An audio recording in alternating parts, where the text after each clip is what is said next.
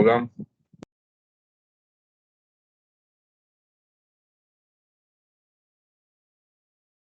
Hola, hola.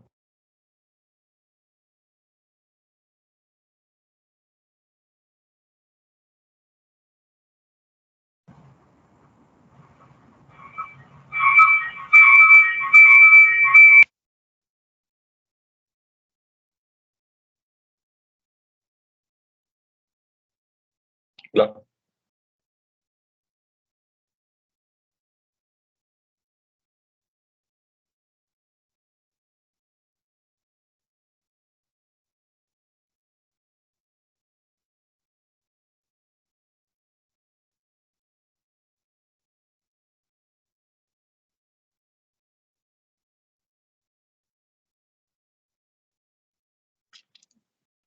Bueno, ¿cómo están todos ustedes? Buenas tardes, son las 6 en punto. Voy a dar inicio entonces a este proceso formativo de la semana 3.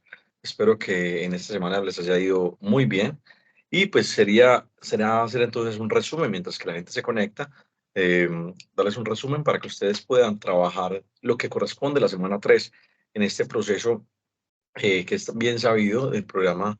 eh, Vamos a manejar unos temas bien interesantes. Espero que les haya ido muy bien en lo que correspondía a la semana 2, en las actividades que correspondían al proceso de acuerdo al cronograma, que tenían que ver con semana 2, que tenía que ver con el proceso de el cuestionario de preguntas estratégicas didácticas, el cuadro comparativo entre métodos de enseñanza y métodos de aprendizaje, y la otra evidencia que es la de producto, que correspondía a los objetos virtuales. Entonces espero que ustedes les haya ido muy bien esta semana y que hayan estado muy contentos en lo que correspondía el proceso. Como saben siempre, yo les hago un resumen de lo que corresponde a estas actividades, un resumen de lo que corresponde a lo que pasa en la semana 3 y un poquito como la explicación.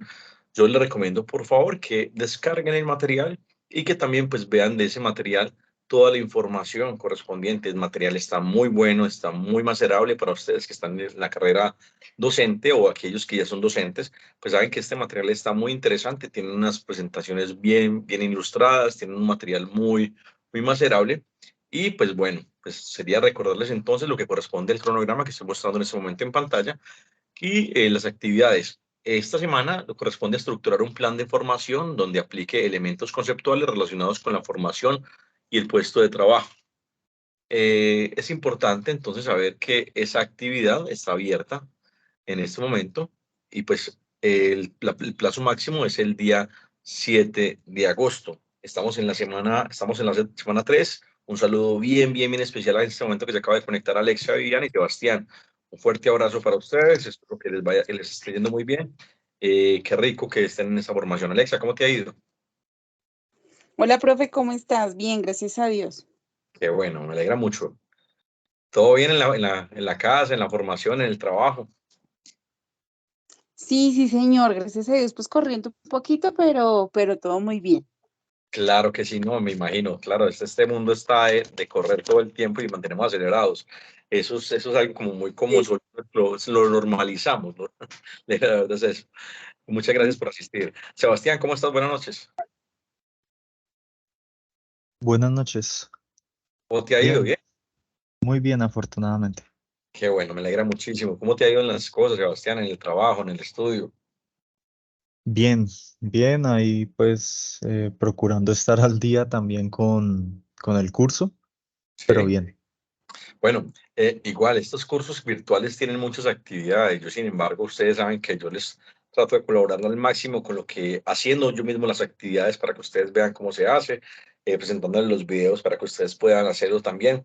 Y digamos, como esas ayudas. Hoy les tengo también dos ayudas muy buenas que corresponden prácticamente a las dos actividades que tienen que hacer en esta semana. Una actividad que se llama mapa conceptual. Ustedes pueden hacer un mapa conceptual, un mapa pueden hacer cualquier tipo de esquema, ideograma, un mapa de conceptos, ya lo que ustedes decidan hacer para el proceso, para mí está muy bien. Frente a eso, entonces el mapa conceptual, que es un esquema calificable, la evidencia de desempeño, las características de la evaluación basada en competencias, esa no es calificable. Y la semana 3, que es de producto, es un taller que es la elaboración de un plan de formación basado en competencias. Hoy vamos a hablar más que otra cosa de un esquema de competencias, de unas estrategias pedagógicas centradas en el estudiante, cuál es el rol entonces del estudiante, cuál es el rol del docente, y vamos a aplicar como otro tipo de estrategias que pertenecen a ese material de estudio. Bueno, pues entonces ya dando el inicio del proceso, yo soy muy puntual y respeto pues prácticamente el tiempo que todos tienen. Sé que ustedes hacen un sacrificio bien grande para poder estar aquí. Voy a hacerles entonces, como siempre, un resumen muy específico sobre lo que es el material de trabajo. No sin antes pues preguntarles si tienen alguna duda, alguna pregunta, alguna inquietud y para dar inicio entonces a este proceso. Alexa, ¿tienes alguna pregunta, Sebastián? Profe, pues hasta el momento no, señor. Ok, perfecto. Sebastián, ¿tienes alguna pregunta? No por el momento. Ok, perfecto. Daniel, ¿cómo estás? Buenas noches.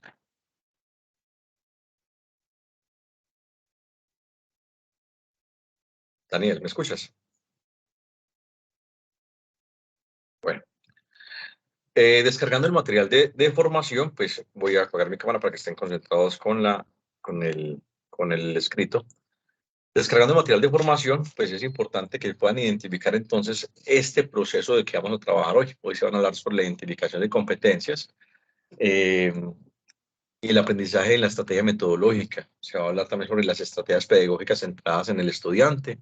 Se va a hablar sobre el plan de formación que hace parte y referencia a la tarea y una formación basada en competencias. Si vamos a estos tres canales que se van a trabajar, pues digamos que toda la formación está encaminada en quitarle la parte tradicional a la formación y basar este principio en algo que ya es como más dedicado al estudiante. Entonces, ustedes como docentes deben comenzar como a trabajar esa parte de la independencia intelectual y la independencia del aprendizaje autónomo, que es algo muy importante en todos los niveles académicos, en todos los niveles educativos. Entonces, hay algo que es de suma importancia y es que eh, debemos comenzar como a valorar la capacidad intelectual de las personas. Entonces, ¿cómo comenzar a valorar frente a ese proceso? Entonces, tenemos que basarnos en un aprendizaje tecnológico, en un aprendizaje significativo, en buscarle una capacidad de innovación. Yo lo decía en las primeras clases con ustedes, que a la gente le dijeron que tenían que ser innovadora, pero nunca le enseñaron cómo ser innovadora. Y resulta que existen unos momentos de la creatividad y esos momentos tienen que estar diseñados o tienen que estar partiendo en los momentos del estado de ánimo de la persona. También influyen muchísimo para que la persona pueda crear el ambiente, lo que yo le pueda crear como el ambiente, el aroma, ¿cierto? Los tiempos, los ritmos. Sobre todo de llevar a la persona a comenzar a desdibujar esa idea y comenzar a desmenuzar la idea, porque muchas veces la gente ni siquiera sabe hacia dónde va.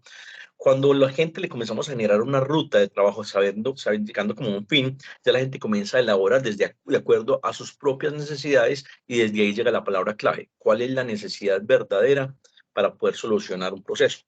Se decía o se dice en proyectos que el verdadero problema, la verdadera necesidad es plantear un buen problema, una buena necesidad. Lo que mucha gente capta como necesidad posiblemente no es, pero para otras personas comenzar a desmenuzar ese sentido del proyecto, comenzar a identificar cuál es la verdadera esencia, ahí es cuando parte es todo ese principio. Para crear, hay muchas técnicas. Hay ejercicios básicos, por ejemplo, que se los puedo enseñar para que ustedes se los enseñen a sus aprendices. Y es que en vez de colocarle cosas a un objeto, le quiten cosas, ¿cierto? Y lo reemplacen. Entonces entra la palabra renovar, entra la palabra como, ¿cómo puedo hacer yo para que un objeto cambie? El ejercicio es muy sencillo, se lo voy a enseñar a ustedes ya que están aquí y que pueden participar. Por ejemplo, yo tengo en este momento tengo un carro, aquí, digamos que estoy aquí en Aguachica y quiero llevar el carro hasta Valledupar. La pregunta para ustedes, el carro no tiene llantas, no tiene llantas. Si ustedes quisieran crear algo, lo quisieran llevar el carro a Valledupar, la pregunta es, ¿cómo hacen ustedes para llevar el carro a Valledupar de una manera no convencional? Entonces, yo le puedo preguntar a Daniel, Daniel, ¿tú qué harías para llevar el carro hasta Valledupar de una manera no convencional? Recuerda que el carro no tiene llantas. Daniel, ¿puedes contestar? Ok, Alexa, ¿qué harías tú para llevar el carro a Valledupar? Bueno, no sé, si es algo no convencional, mm, intentaría como que se fuera, no sé, en un helicóptero. Perfecto. O intentaría también, o también intentaría crearle algún tipo de llanta que me lo ayude a rodar. Bueno, no Como, sé. un ejemplo, ¿cuál sería el tipo de llanta? Eh, bueno, digamos que si es un carro de pronto que no fuese tan grande, conseguiría alguna madera gruesa, la convertiría, pues obviamente dándole la forma de círculo, mm, como hacer alguna idea o algo que ayude a esa madera que tenga como su motorcito interno y que se pueda mover y así mismo pues pueda llegar a su destino. Alexa, te voy a hacer una pregunta. ¿Tú eres derecha o eres zurda? Creo que eres zurda. ¿O tienes algo en el movimiento zurdo? Er- Discúlpame. Sí, sí, señor. ¿Tú eres derecha o eres zurda? Profe, yo soy zurda. Ok, mira, las personas que manejan la parte izquierda son rápidas, son muy creativos. Entonces la parte como de la creación, de la formulación de otros procesos nuevos es importante para ellos y es muy fácil. Digamos que es un recurso, una competencia que tienen más fácil frente a los demás, ya que vamos a hablar de competencias o de aptitudes, ¿cierto? Pero digamos que te recomiendo también manejar ejercicios por la parte derecha, que es la parte como de la razón, como la parte de cómo ejecuta la parte tradicional. Sí, muy bien, el helicóptero. Nadie dijo, yo no dije que iba a ser muy costoso. Yo dije, tengo que llevar el carro desde Aguachica hasta Valledupar. Entonces, cuando usted puede crear, usted no le ve precios, usted no le ve el costo. Eso es algo importante. Sebastián, ¿tú qué harías? ¿Una manera diferente para llevar el carro desde Aguachica hasta Valledupar? Pues ya sin entrar en costos, se podría desbaratar todo el carro y enviarlo por paquetes. Excelente, muy bien. Yo lo haría, es un muy buen esquema. Mira, cuando comienzas a desmenuzar las cosas, ven que existen muchas posibilidades. Yo voy a dar otra ayuda. Yo voy a decirle a 50 amigos y me lo voy a llevar cargado. ¿Sí? Yo no hablo de costos ni de tiempos. No importa que yo me demore un año en traer el carro hasta Valledupar. No importa. Lo importante es traerlo. ¿Sí vio? Entonces, cuando yo hablo de un proyecto, hablo de creatividad, no puedo limitarme en costos, en tiempo, no puedo limitarme en estructuras. Todas las posibilidades son válidas. Y es cuando la persona comienza a desmenuzar verdaderamente lo que pasa en un criterio. Muy bien, Sebastián. A ver, Daniel, si te puedes activar el micrófono. Yo sé que tú puedes, Sebastián. Daniel. Eh, sí, Hombre, buenas tardes. ¿cómo estás, hombre? ¿Bien o Bueno, no? muy bien, muy bien. Bueno, sería pues yo contrato una grúa y que lo lleve hasta Valledupar. Y así Bueno, me ahorro la desamada y todo eso. pero ya fuiste al lado tradicional, eso es lo que normalmente todo el mundo haría. Digamos no convencional, pero está muy bien. Claro, es que lo tradicional también existe, también es válido, está muy bien. Que te va a costar caro, no pasa nada. Pero ponle pues cuidado, yo tampoco, yo lo único que le dije es que toca, tengo un carro sin llantas y tengo que llevarlo hasta Valledupar. Yo no dije tamaño, yo me meto el carro en el bolsillo y me lo llevo en bus o en moto. ¿Vio? Entonces ahí Ah, llega el tema de cuánto yo dimensiono frente a un problema. Muchas veces las personas escuchamos cosas muy grandes, ¿cierto? Pero hay que meter también en la observación y llega el tema de la observación etnográfica. Entonces, cuando ustedes van a hacer un proceso por competencias, es extremadamente importante aprender a observar cuáles son como las letras menudas, qué es lo que pasa en la comunicación para poder afrontar un proceso y un pensamiento crítico, un pensamiento analítico y que todas las aristas en la comunicación son válidas. De ahí, entonces, mire todo este enfoque, esta introducción que le hago yo al tema y que le hacemos entre los tres. Gracias por usted, por participar. Y de decirles, mire, en el aprendizaje es muy sencillo. Pongan el aprendizaje en las personas que están aprendiendo, que ellos van direccionando la formación y asimismo ese papel protagónico ya no lo deben tener los docentes. El papel protagónico siempre está pensado en los aprendices y esos aprendices son los que determinan cuál va a ser el ritmo. Entonces, se hablaba de inteligencias múltiples, se hablaba de estilos de aprendizaje, pero entonces también se habla de un lenguaje del argumento, del aprendizaje autónomo. ¿Hasta dónde quiere llevar las personas se deben llevar para que comiencen a autodirigirse y a autoformarse? Por ejemplo, en este momento ustedes al ingresar en la formación virtual, digamos que vamos a desaparecer a Edwin como docente, como instructor. Yo desaparezco y quedan ustedes con el aprendizaje. Simplemente ustedes dicen, bueno, yo voy a dedicar una hora, media hora, 5 horas, 10 horas, ya depende de ustedes y su capacidad de ganas o entusiasmo que tengan con la formación. Entonces, si yo voy basándome en una estrategia metodológica, pues cada quien busca dentro de su desarrollo intelectual hasta dónde quieren llegar, de acuerdo a su motivación y de acuerdo a su desempeño.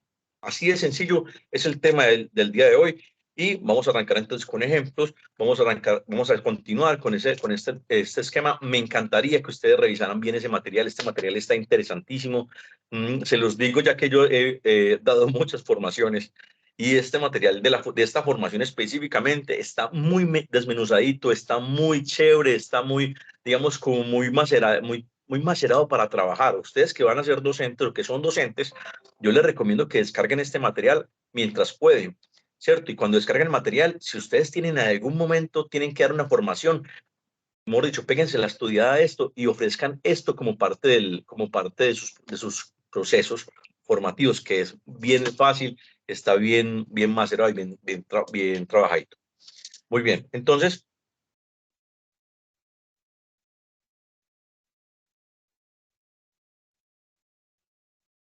encenderle la luz para que se vea un poco mejor.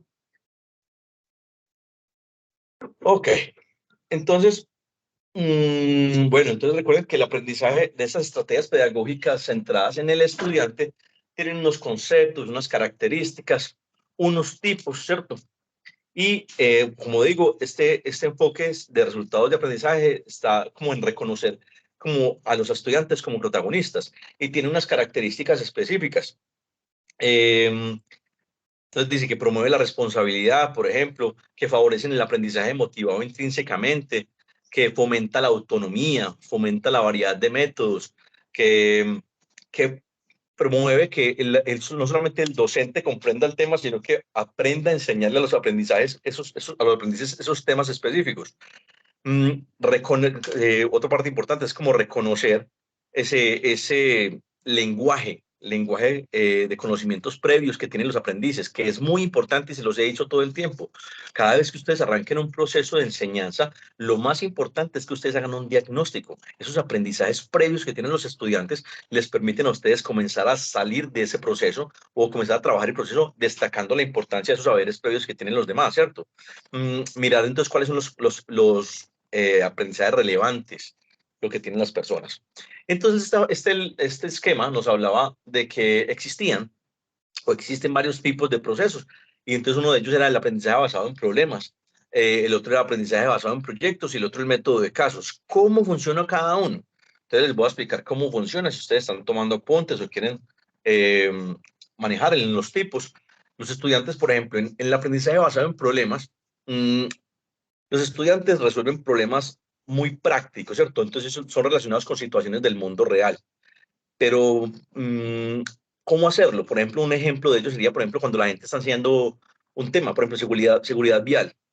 Entonces, los estudiantes, usted los manda a investigar, a que analicen estadísticas de accidentes de tránsito en la comunidad, que identifiquen las principales causas de accidentes, cuáles son los factores de riesgos que pasan de seguridad vial. Entonces, después los manda usted a trabajar, por ejemplo, en grupos y ellos solucionan, por ejemplo, con prácticas, con formas creativas, cómo solucionan para ayudar a mejorar la seguridad vial. Entonces, ahí estábamos trabajando en un aprendizaje basado en problemas. Nosotros, como docentes, le damos un problema a los estudiantes, ojalá de la cotidianidad, que es importante. Y cuando le doy el esquema, pues ellos pueden presentar propuestas para poder, propuestas o campañas que permitan como el desarrollo de esa solución, de ese problema. En el gobierno anterior existía un esquema que se llamaba eh, la resolución de conflictos, y la resolución de conflictos hablaban de unos esquemas como amigable de composición, de conciliación, de arbitraje, ¿cierto? Y entonces, pero ¿cómo hago yo para enseñarle a la gente de que los problemas existen, pero que también tengo que tener unas soluciones prácticas y fáciles frente a esos problemas? Entonces, que ustedes puedan servirles como apalanque para que la gente solucione problemas basados en una hipotética situación o en una situación real, pero lo importante es que ustedes adecúen o enseñen a la gente sobre que se adapten a lo que está pasando en la actualidad. Bien, Por ejemplo, el aprendizaje basado en proyectos. Este esquema de aprendizaje basado en proyectos también es muy fácil y está muy de moda. Entonces, los estudiantes uno los pone a que trabajen en proyectos que sean importantes, relevantes, significativos y que le permitan aplicar conocimientos en situaciones concretas o en situaciones prácticas. Por ejemplo, vamos a hablar sobre los ecosistemas locales. Entonces, yo mando a los estudiantes a que investiguen ecosistemas locales, qué peligros presentan los ecosistemas, qué contaminación hay, qué procesos urbanísticos hay, qué factores, qué grupos se presentan allí. Después yo lo pongo que en grupos o en equipos de trabajo que identifiquen cuáles son los ecosistemas, que desarrollen un proyecto para crear conciencia, ¿cierto? Y para proponer cuál es la importancia y las medidas de conservación. Entonces, a través de ese mismo proyecto, generar también campañas de limpieza. También ese proyecto me puede servir para presentarlo a la rectoría. Y si el proyecto se sale, digamos que es un poco más macro, yo puedo presentar ese proyecto para, digamos que para ver, para visualizar qué pasa en el exterior del colegio, qué pasaría en el interior del colegio, qué pasaría con la sociedad, cómo podríamos implementar eso de una manera macro. Y ya, entonces, ¿qué sería importante también enseñar? Si estamos hablando por proyectos. No solamente, digamos que en la parte micro, trabajarlo dentro de la parte del colegio, sino que podemos trabajar eso desde un carácter ya como una fuente de financiación y muchas personas que enseñan proyectos, cuando enseñan proyectos, digamos que una carencia que tienen es que no saben cuáles son las fuentes de financiación que tienen las personas capacidad y que tienen como acceso para poder que les puedan solventar ciertos proyectos. No importa si son proyectos escolares, no importa si son proyectos personales, particulares, no solamente hablar de Fondo Emprender. Yo, digamos que a pesar de que soy del SENA, a mí me gusta que la gente sepa el tema de Fondo Emprender, porque Fondo Emprender, pues claro, condona una deuda de 135, 140 millones, claro, importantísimo, siempre y cuando se hable de innovación, de tecnología, pero es sobre todo muy importante saber que existen otras entidades, otras fundaciones y bancos, por ejemplo, la Fundación Social, o entidades como esas que permiten proyectos cortos o pequeños, hablando de 13 millones, 15 millones, 20 millones, que favorezcan a las comunidades. Yo estuve en unos proyectos para unas comunas en Ibagué, 6, 7 y 8, y se hablaba de desarrollos, por ejemplo, de huertas caseras, y eso arrancó desde un colegio. Se hablaba también, por ejemplo, de emprendimiento en la parte de avícola. Entonces a las familias se les estaban dando se les daban unas capacitaciones y esas capacitaciones tenían que ver con la cría de pollos para la venta de huevos y también para la venta de pollo para el consumo humano. Entonces, pues interesante ese proyecto que se generó y digamos que eran proyectos que para cada familia que lo presentara o cada comunidad se le estaba dando un promedio de 15, 20, 30, 40 millones de pesos por individuo. Entonces, claro, esos proyectos son proyectos muy interesantes que salieron desde la institucionalidad. Estoy hablando que eso partió desde la parte de los colegios para jóvenes entre 14, 15, 16 años y se fue fortaleciendo ya después a los padres, después a las madres y así como cada vez uno buscaba otra entidad para poder fortalecer eso. Involucramos nuevamente, involucramos la alcaldía y otros organismos. ¿Por qué les explico esto? Porque muchos proyectos que salen desde la institución para niños de temprana edad o para mediana edad son olvidados y a veces son proyectos muy buenos y son proyectos que pueden generar unos recursos para la misma familia y eso es importante. ¿Qué es lo que a mí me preocupa bastante? En esta nueva era todo el mundo quiere ser youtuber, todo el mundo quiere ser tiktoker y ahí se están olvidando otras cosas que verdaderamente también pueden fortalecer. Ahora, voy a hacer un paréntesis. Ustedes le están enseñando a los niños para el éxito, pero también le están enseñando para el fracaso. ¿Qué pasa cuando una persona de pronto no pasa un examen? ¿Qué pasa cuando una persona no es competente para un área? Entonces, que ustedes le están preparando a la persona también para ese cómo vamos a hacer catarsis frente a ese esquema. Les recomiendo estudiar un poquito sobre el tema de catarsis, cómo hacer catarsis y evolución en los niños para poder mantener niños moderadamente alegres, ¿sí? O alegres, porque es que digamos que la alegría se puede dar en el salón. Y ustedes como docentes, me adelanto un poquito al tema, ustedes tienen que generar la palabra ambiente, y el ambiente no solamente tiene que ver con el recurso físico, sino que el ambiente tiene que ver con lo que tú generas en el ambiente de aprendizaje, lo que tú generas en ese salón de clase, lo que tú generas en ese espacio físico o virtual con tus aprendices. Entonces es algo bien importante. Ahora, si seguimos con el tema, se habla también sobre el tema del método de casos. Entonces, ¿qué es el método de casos? Entonces, cuando los estudiantes analizan situaciones cuando se analizan casos específicos.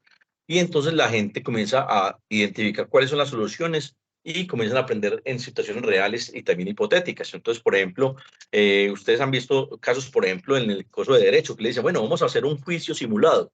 Entonces, aquí vamos a colocar una especie como de roles y le digo, bueno, entonces ustedes van a tener el rol de juez, ustedes van a tener el rol de abogado, ustedes van a tener el rol de demandante, y así ustedes van a ser los testigos. Y cada quien adapta también como una especie como de rol para simular un método de casos. ¿Qué pasaría? ¿Cuál sería el juicio final? ¿Cuál sería la evolución? Eso pasa en cualquier esquema.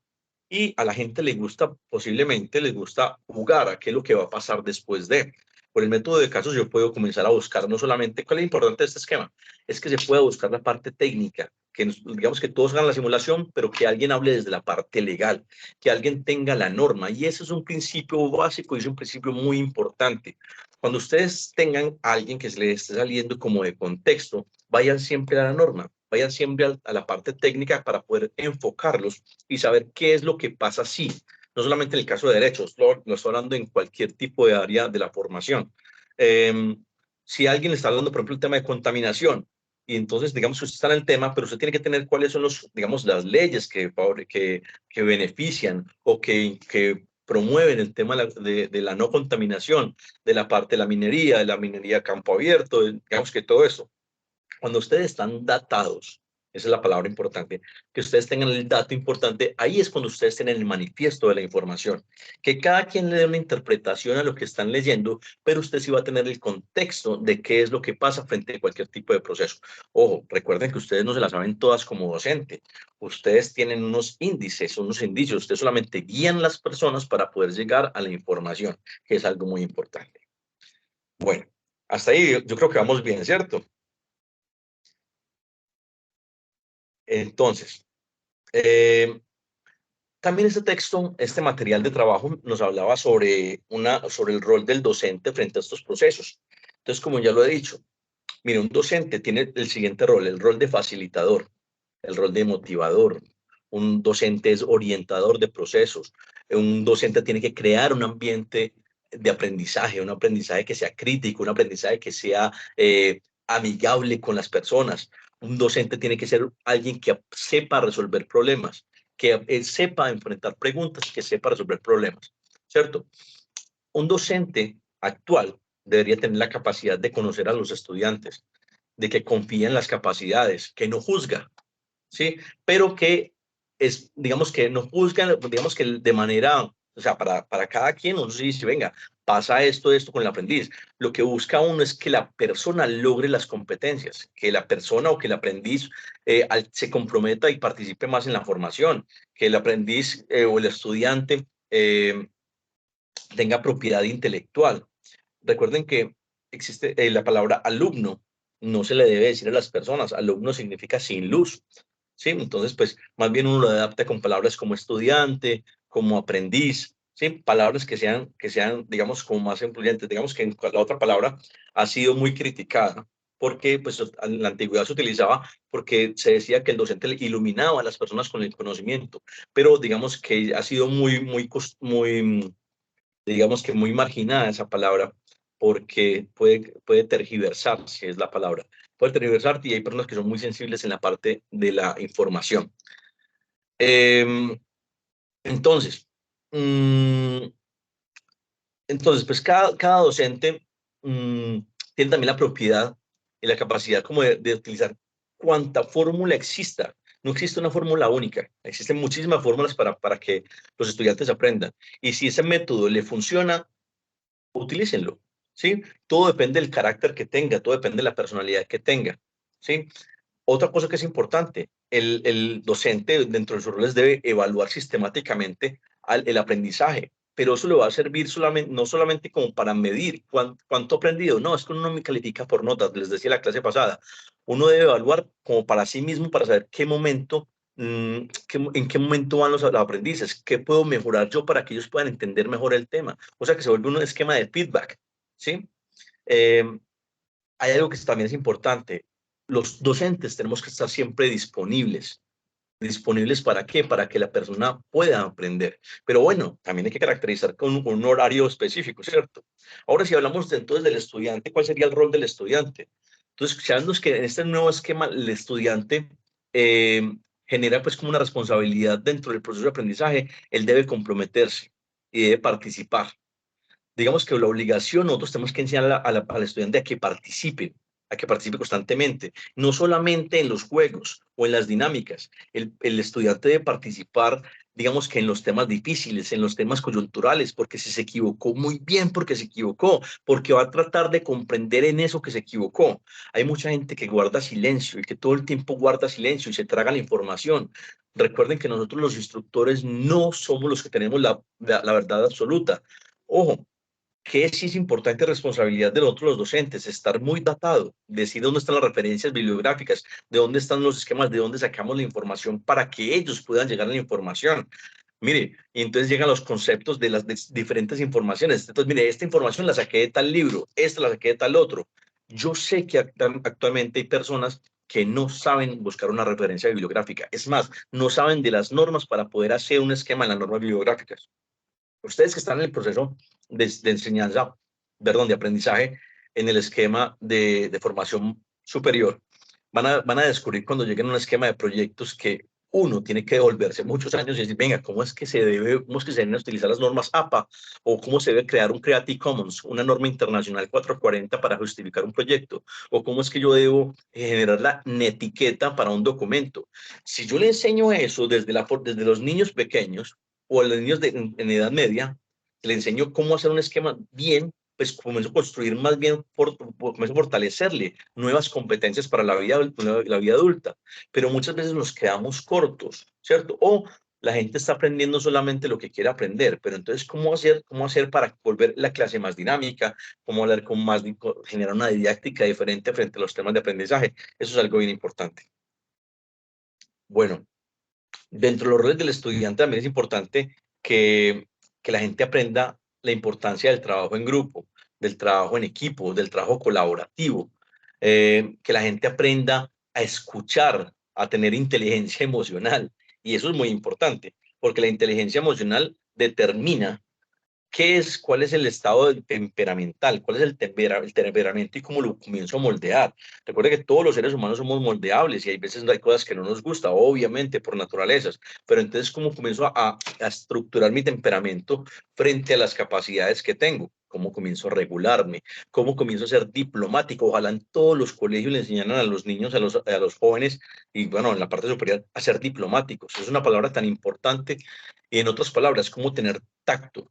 Hay personas que dicen las cosas por decirlas, digamos que no tienen ese tacto porque no saben que la crítica es crítica, no importa cómo se diga. Es que voy a hacerte una crítica constructiva. No, no, no, eso no es así. La crítica no depende de quién lo dice, la crítica depende de quién la recibe y cómo la recibe. Depende de lo que decían aquí, el tonito, como los altibajos que le tenga, como el carácter que yo le imprima. ¿Mm? Y entonces, pues el tacto es muy importante. ¿Cómo aprender a decirle una cosa a una persona que está equivocada con tacto? ¿Sí? Hay personas, no sé si a ustedes les pasó en la adolescencia, en la infancia, que les dijeron, uy, mira esos zapatos tan feos. Sí, bueno, ¿y por qué lo dices? ¿Cierto? Pero ¿cómo buscar más bien como con un mensaje, digamos, cuando alguien está desarreglado, cuando alguien no está bien peinado? ¿Cómo hacer para que la formalidad exista? En la actualidad existe mucho la informalidad y ya la gente va, por ejemplo, a una entrevista en camiseta, ya la gente va a una... Entonces, muchas veces no buscan ni siquiera la etiqueta particular para buscar un trabajo.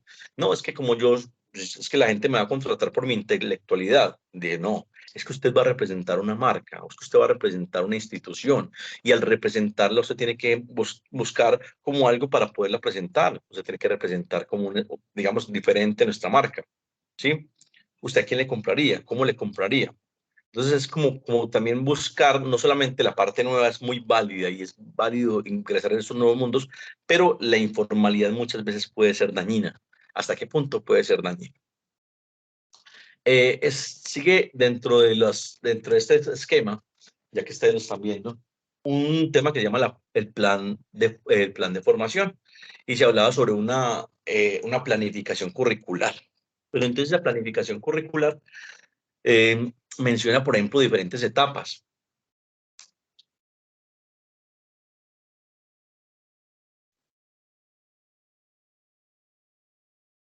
mire todo lo que hemos avanzado dentro del cuento. Entonces, aquí, digamos que se hace como un esquema en la planificación curricular. Se mencionan pues, como diferentes etapas, como selección, organización, selección de metodologías de docentes, planificación de la evaluación. Y yo me quiero detener aquí en algo que me pareció muy importante, y es que, por ejemplo, cuando la gente se busca dentro de los procesos, eh, cuando se habla de los resultados de aprendizaje, cuando uno va a hablar con las personas, cómo define un resultado de aprendizaje, qué metodología va a implementar para poder que la gente alcance ese resultado. Pero cuando yo voy a la parte de la planificación de la evaluación, me pareció muy importante este punto. Y es un punto que tiene que ver con el qué se va a evaluar, qué es lo que yo voy a evaluar, ¿cierto? ¿Cuál es el índice de lo que yo voy a evaluar? ¿Cómo lo voy a evaluar? ¿Cuál es la estrategia? ¿Cuál es la herramienta que me permite llegar a ese evaluar? ¿Qué finalidad tiene mi evaluación? ¿Con qué finalidad la tengo? O sea, ¿para qué me sirve o para qué le va a servir el aprendiz ese evaluar? ¿Cuándo se debe evaluar? ¿Y quién va a evaluar? Saben que existe la autoevaluación, la coevaluación y la heteroevaluación, pero es algo de suma importancia que el que evaluar sea algo constante, o que sea algo que esté referente al tema que sea específico que estamos tratando. Usted puede evaluar, digamos que usted le dio un proceso y usted está viendo que la persona lo está haciendo. Usted, vamos a hacer un diseño de un logo, porque el resultado de aprendizaje es aprender a hacer diseño de logos. Entonces, lo que voy a buscar es que la persona en el acto ya siga los parámetros, siga el paso a paso, siga la guía, y yo estoy viendo que la persona sigue instrucciones.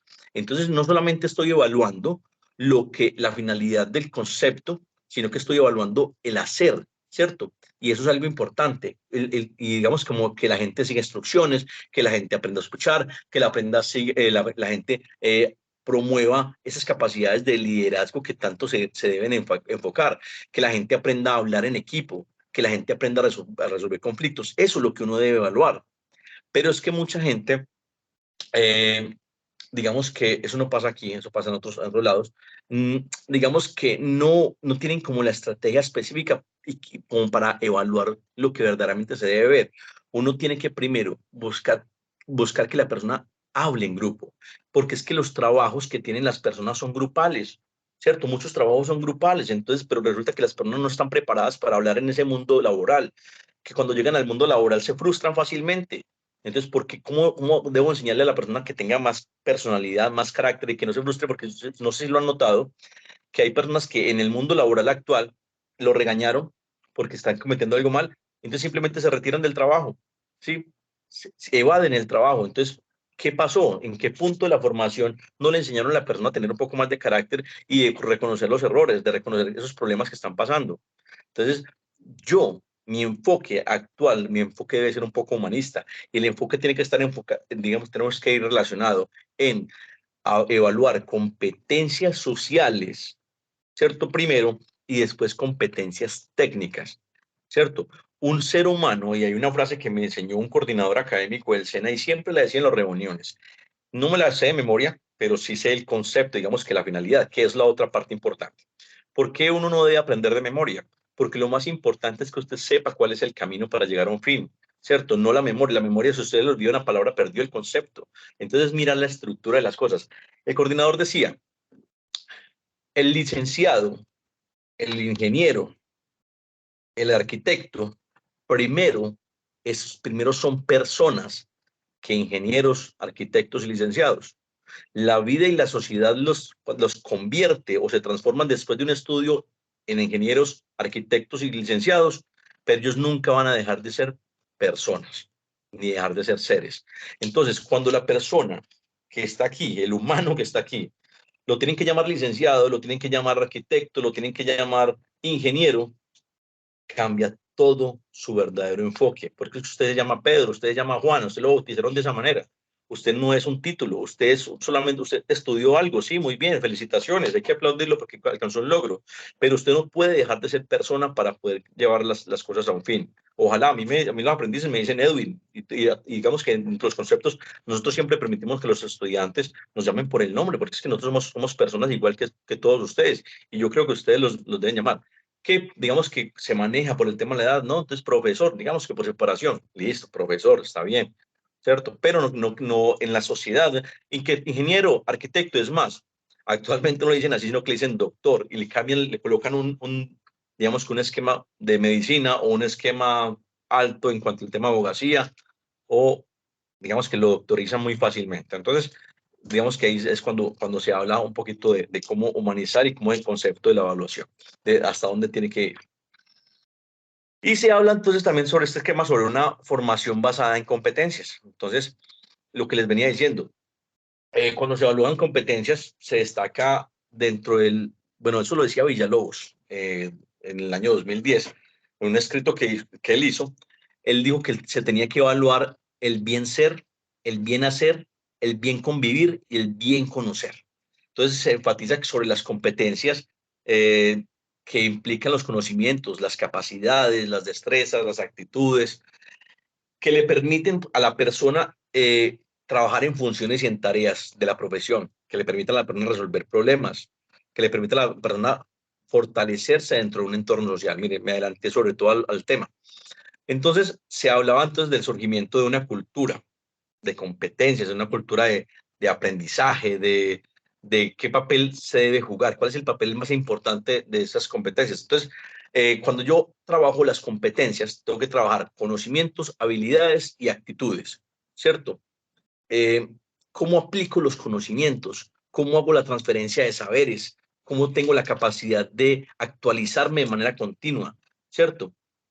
Y es súper importante entonces que la persona tenga como un diagnóstico de esas necesidades educativas para saber hasta dónde puede llegar sobre una planeación educativa, sobre la realización de unas acciones, ¿cierto? Y existen unos elementos didácticos para la formación basada en competencias. Entonces, esos elementos didácticos le permiten a la persona que está aprendiendo y al que está enseñando ser los factores esenciales.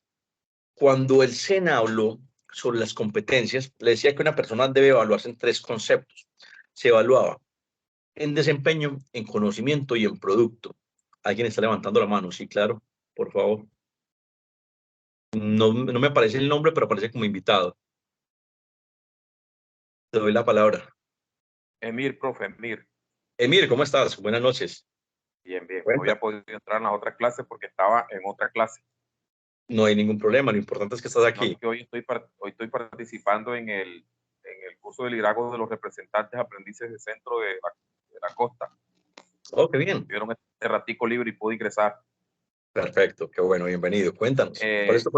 Ahí profe, con la parte de evaluación de los estudiantes, ¿qué tan importante qué conceptos tiene de una nota? O sea, ¿a usted le parece que una nota, cuando se está evaluando a una persona,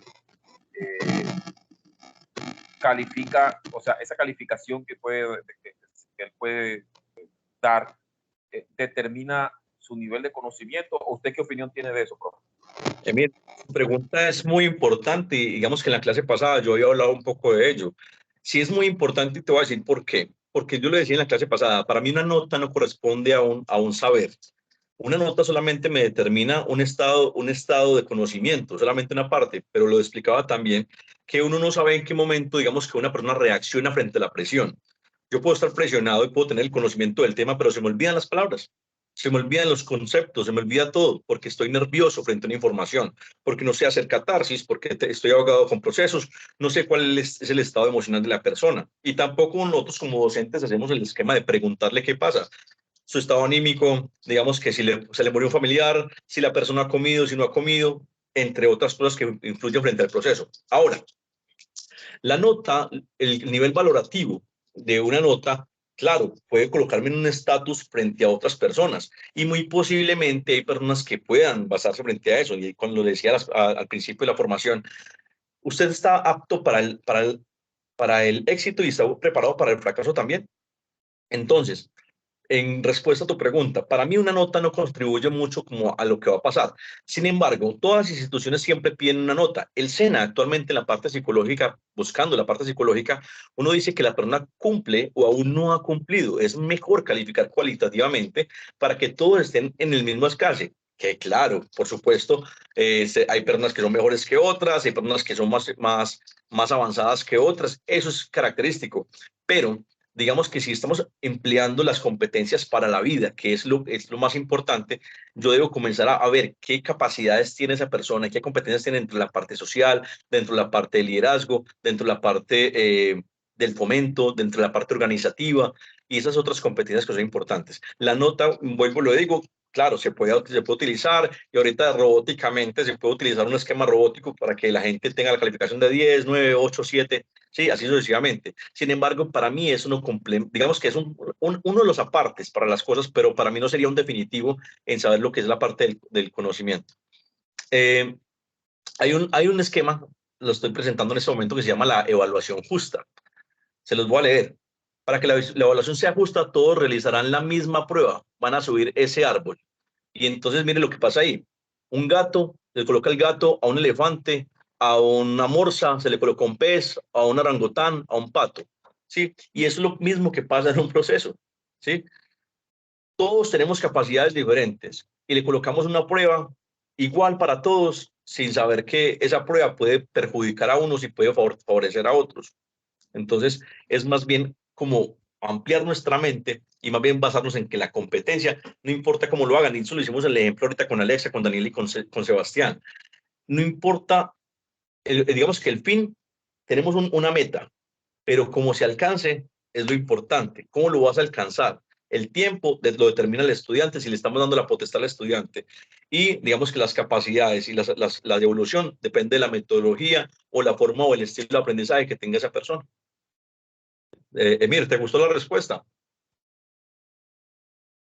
Sí, profe, estoy de acuerdo con usted. De todos modos, siempre es bueno como explorar la manera de... Sí, porque es que, por ejemplo, yo me acuerdo mucho cuando era estudiante de que a mí me evaluaban los profesores y yo básicamente pues dos horitas antes estudiaba la lección y sacaba buena nota. Pero al poco tiempo quizás me hacían nuevamente la evaluación y no sacaba la nota que saqué en principio, por lo que eso no me medía mi conocimiento, simplemente que yo trataba de pasar, no era que yo quisiera, o sea, que yo estuviera que yo hubiese aprendido bien ¿cómo se llama? Ese conocimiento. Claro. No, y cómo te sentías, digamos, cómo se sienten los niños cuando se sienten en ese un proceso de frustración tremenda. Dice, hombre, estoy frustrado porque yo sabía la respuesta, pero no sé qué pasó con mi mente, hubo un choque mental. Es más, por ejemplo, cuando la gente mastica, el cerebro se desconecta por unas milésimas de segundo, se desconecta porque está haciendo otra función. Entonces, lo mismo pasa en un examen. Si digamos que yo tengo una presión, que tengo como un esquema, muchas veces no sé reaccionar. Entonces, digamos que eso pasa sobre todo en las pruebas ICPES. Ojalá en los colegios se implementara un esquema de catarsis y un proceso de respiración continua y secuente para que puedan presentar pruebas con presión. Es importante. Los futbolistas, ¿por qué un futbolista juega mal? Yo estuve en unos procesos con el Deportes Tolima, estuve en unos procesos en unas instituciones muy importantes en el tema del fútbol, y yo les enseñaba de la psicología del deporte, qué hacer para poder soportar la parte de la presión, y eso son cosas que funcionaron perfectamente. Alexa, te doy la palabra.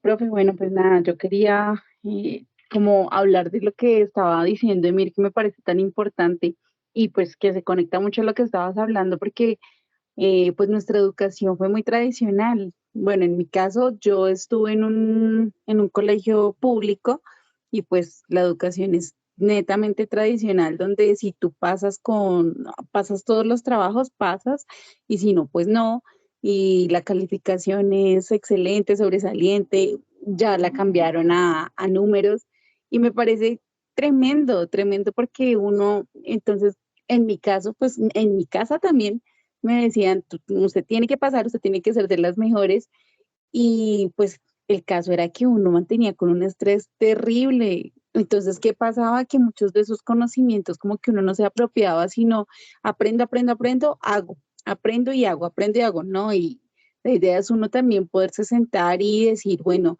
¿cómo lo voy a aplicar ahorita con los niños? En mi caso, pues que es mi labor, es como uno sentarse y ver todas las realidades que tú decías. No es solamente uno decir, bueno, vamos a hacer esta actividad y listo, sino ver cómo también puedo incluir a la familia, ver también cómo puedo hacer que de pronto él no lo pudo hacer hablando, pero lo hizo con música o él lo hizo, no sé, tocando, eh, no sé, una silla, lo que sea, pero que lo logra y es también aplaudirle desde esa postura de docente, aplaudir los logros y empezar como a dejar eso de que tú no puedes, las cosas no se van a poder, te sacaste cero, como no eres capaz, porque son cosas que a uno le quedan marcadas y si a uno le quedaron marcadas desde antes, pues imagínate ahorita con nuestra generación que es tan importante ya como nosotros decir, bueno, está nuestra postura de guías de que ellos sí quieren venir a nosotros a hablar, a comentar, a saber, a reflexionar, perfecto, pero pues que principalmente los protagonistas son ellos. Pero mira, muchas gracias por la participación, claro que sí, pero seamos justos. Es más fácil calificar con números, mucho más fácil, claro. Pero hay un momento donde estamos en una línea muy delgada en la parte formativa, en la parte de la educación, que donde a un aprendiz, digamos que se le está dando la oportunidad de que perdió y que con otros conceptos, de que nosotros seamos muy flexibles. Y esa flexibilidad también puede ser perjudicial frente al tema formativo. Entonces, ¿hasta qué punto puedo ser flexible? ¿Cierto? Y hasta qué parte, como docente, tengo que tener un carácter también, una personalidad, porque si no, pues todo el mundo va a comenzar a vulnerar mi capacidad y todo el mundo va a comenzar a vulnerar lo que yo tengo como concepto y lo que pues, la gente puede aprender.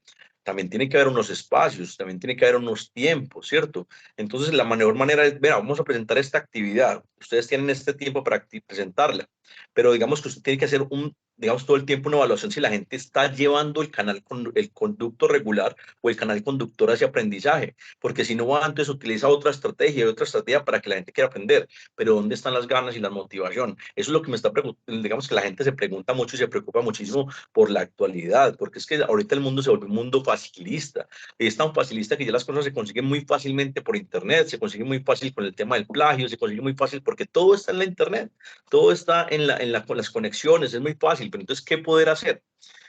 Diferencias frente a otros aprendizajes, digamos que por competencias, entonces la persona se vuelve, digamos que más, digamos que llegó al concepto, llegó al fin de la comunicación buscando cualquier tipo de ritmo, pero les decía, el SENA aplica conocimiento, desempeño y producto.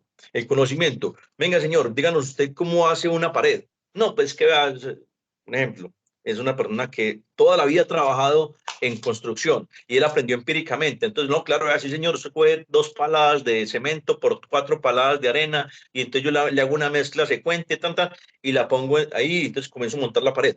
Conocimiento, sí señor, usted muy bien.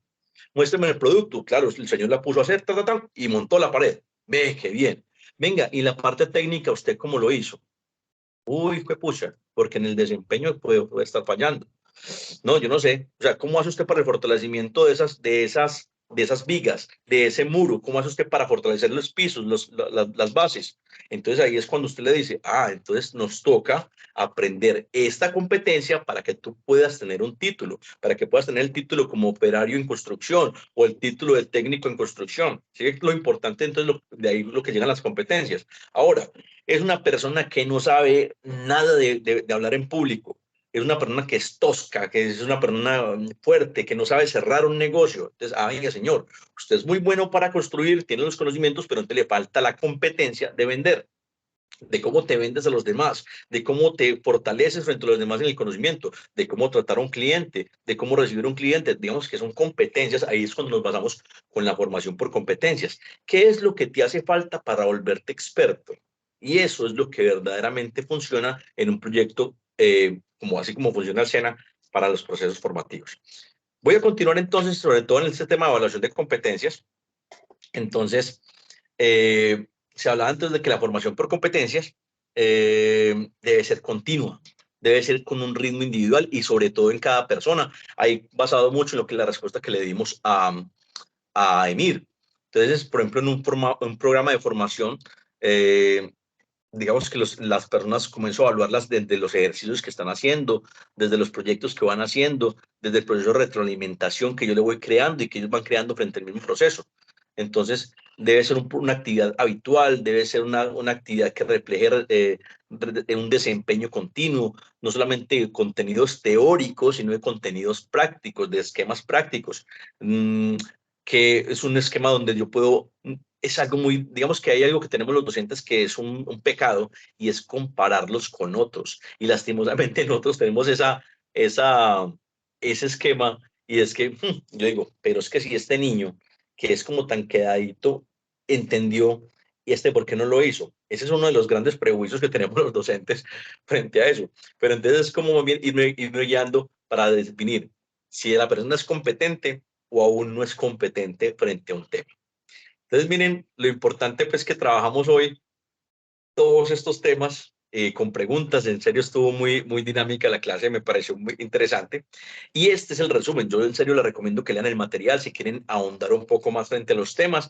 Este resumen es importante ya que ustedes, pues, ustedes pueden practicar el tema de observación, de análisis, de documento, de síntesis. Recuerden que la síntesis es leer un tema y sacarle como el extracto que tiene esa lectura. Es muy importante. Voy a explicarles entonces rápidamente también cuáles son las herramientas o lo que tienen que hacer para esta semana 3, que va a ser muy fácil también. Yo ya les tengo el esquema, el ejemplo. Ustedes pueden mirar, basarse en ese ejemplo que les hice yo. El primero dice sobre un mapa conceptual. Vuelvo y repito, no se preocupen, no hagan mapa conceptual. Para mí son válidas todas las ideas. Un ideograma es válido, un mapa mental, un mentefacto, una heurística, todas esas cosas son válidas para poder presentar este esquema. Se coloca como un mapa conceptual como por dar un enfoque. Yo, por ejemplo, hice una estructura, simplemente hice un esquema de estructura y la pregunta en cronogramas, un momento, por favor. En el cronograma dice, un momento, por favor, lo busco acá.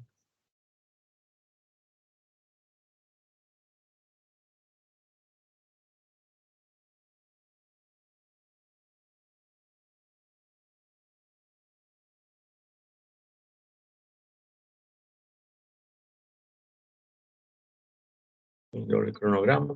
Ok, decía hacer un mapa conceptual de la formación por competencias. Entonces, simplemente ustedes cojan formación basada en competencias como tema central, yo ahí lo puse de gris y me fui para la parte de arriba como con los conceptos, la parte de objetivos. En la parte izquierda que lo coloqué en naranja y en morado le puse cuál era el rol del estudiante en formación basada en competencias. En la parte de abajo coloqué el rol del docente. En la parte derecha en verde coloqué como las herramientas, como las competencias que tiene la persona frente al proceso que debería desarrollar. Cuáles son los tipos de competencias a desarrollar, que los coloqué como en una especie como de color morado.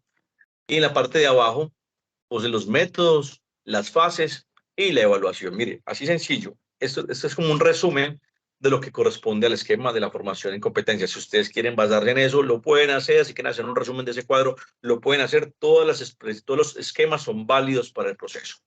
Y la otra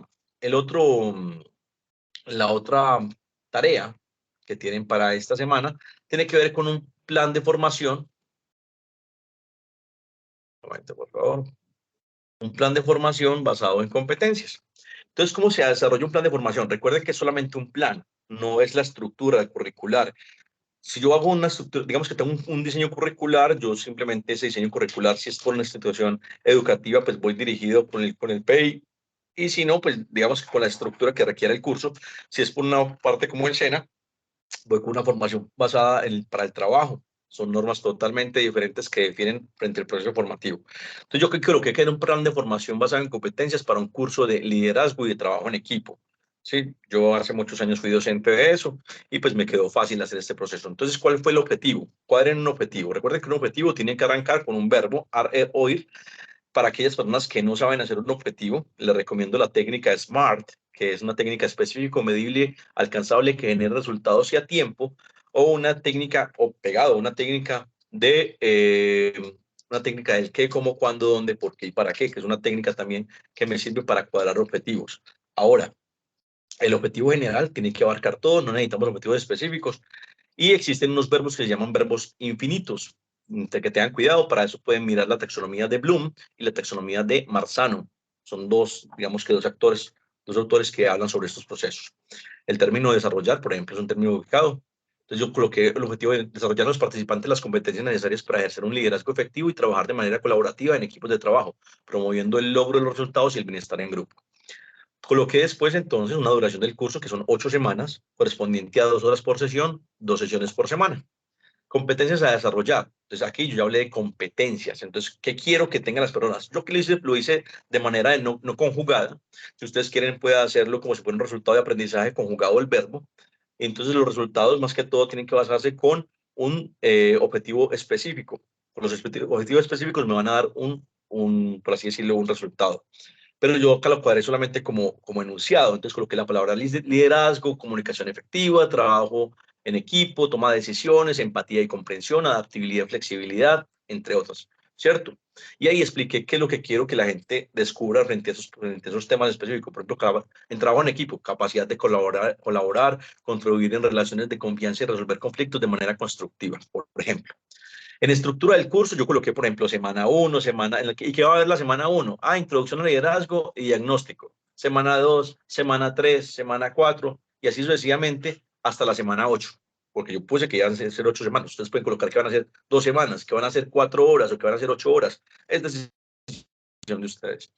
Metodología. Entonces, el curso se ha desarrollado ante la manera práctica y participativa. O sea, yo voy a hacer muchos esquemas y muchos ejercicios y talleres para que la gente, a través de sesiones teóricas y dinámicas en grupo, como estudios de casos, simulaciones y ejercicios individuales en equipo, fomenten el aprendizaje experimental.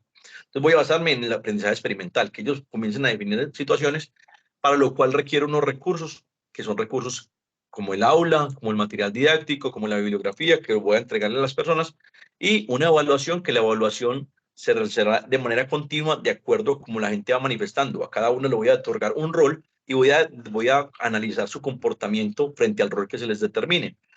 Voy a intentar que todos sean jefes, que todos sean líderes, que todos manejen, como por así decirlo, el grupo, y así voy a descubrir a través del experimento que las personas son competentes frente a un proceso.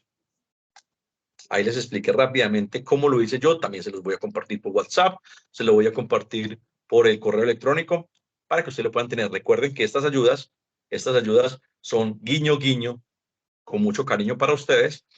Y bueno, pues no puedo mostrarlas digamos que en el curso grande, porque esta es una ayuda para ustedes más que otra cosa, para que se puedan guiar, para que puedan orientarse frente a la formación. Compañeros que están en este momento, quiero preguntarles, son las 7:01, ¿qué les gustó de la clase del día de hoy? ¿Qué no les gustó? Si tienen alguna pregunta, con muchísimo gusto. Cindy, quiero escucharte la voz ya que estás por ahí.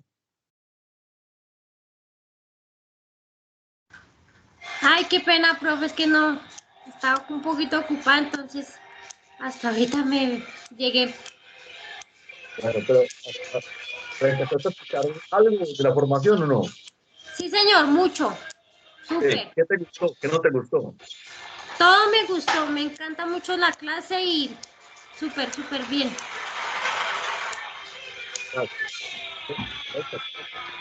Bueno, profe. Claro. Sí. ¿Gol de quién? ¿Gol de quién? Cuéntenos. Profe, Es que no es muy buena la señal, qué pena. Tranquila. Sí, te escucho. Emil. sí, profe. Yo estuve revisando que ya usted tiene creo que son unos talleres que ya están, no sé, creo que también vi unas evaluaciones que hay que revisar. Yo todavía no las he hecho, porque tengo que ya todo el material, que no lo he podido revisar porque como también estoy terminando otro complementario de electrónica, entonces Sí. además después de que yo estoy haciendo el tecnólogo por la tarde, trato de sacar una horita aquí, una horita allá para poder participar lo que más que pueda en las actividades. Entonces, esos talleres que están ahí,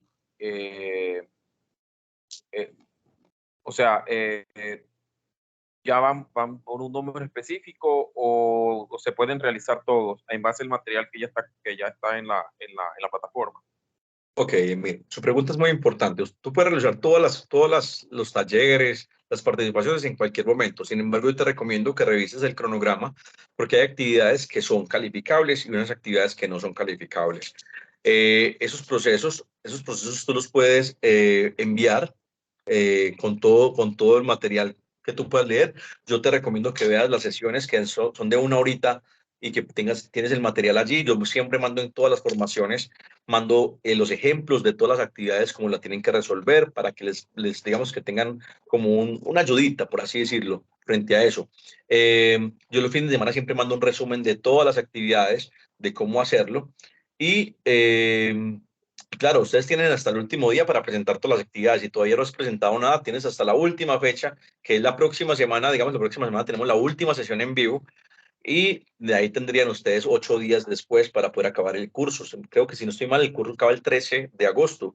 Hasta ese día ustedes tienen plazo para enviar todas las evidencias solamente hasta las 11:59, ya que a mí se me cierra la plataforma. Y después de que se me cierra la plataforma, yo voy a aprovechar el puentecito para ponerme al día ya con todo eso. Buenísimo, buenísimo. Y ojalá veas el material porque el material está chévere y esas ayudas que les envío están bien, bien interesantes. Igual, por ejemplo, hay una evaluación, creo que la semana pasada se hizo una evaluación. Ahí está el concepto, acá lo estoy proyectando en pantalla, con todo lo que se hizo, como en el orden tal cual de la formación. Hice una especie como de resumen de la formación. Dice asunto, resumen del proceso de formación, para que ustedes lo puedan ver. Eso están mensajes. Ahí está todo detallado de qué se hizo la semana 1, qué se hizo la semana 2, de qué se hizo la semana 3, la evaluación que se hizo en vivo, le hicimos acá en vivo. Entonces está en la parte final del video anterior. Eso lo encuentras en grabaciones. Y digamos que ahí está todo el material. Mira, ahí está el enlace de la grabación, te lo estoy mostrando. Entonces, todo ese material ya está listo para que tú lo tengas y digamos que no tengas que dar tanta curva para poder llegar a la información.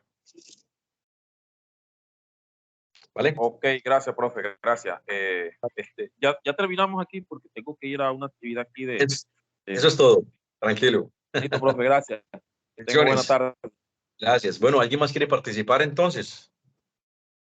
Vamos a dar la última participación, no sé, Alexa, Daniel, Sebastián, que quieran participar. Pero no hay ningún problema. Entonces, damos por terminada entonces la sesión del día de hoy. Agradeciéndoles, por favor, lean el material y por favor, pues, resuelvan lo que allí dice. Muchas gracias, bendiciones desde aquí, desde Huachica. Un saludo bien fuerte y que Dios me los bendiga. Bye, bye. Hasta luego, profe, gracias. Gracias a usted.